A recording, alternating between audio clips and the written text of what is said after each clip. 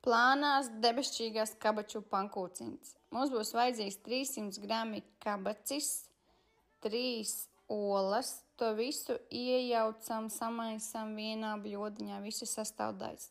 200 ml piens un garšvielas pēc izvēles. Man bija sausais ķiploku pulveris, kaltētās dilles un sāls.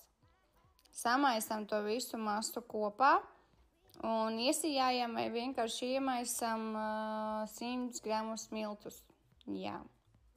Visu kārtīgi, rūpīgi izmaisam, lai nav nevienu kunkulīšu. Kad tas ir izdarīts, cepam kā plānās pankoks uz uzkarsētas pannas. Es vēl nedaudz sasmidzināju to pašu pannu ar eļu, jo baidījos, ka pielīps, bet beigās izrādās, ka nepielīp. Un visu ēdām. Es kā piedevalu uztaisīju ķiploku mērcīti un vispār ideāla bomba.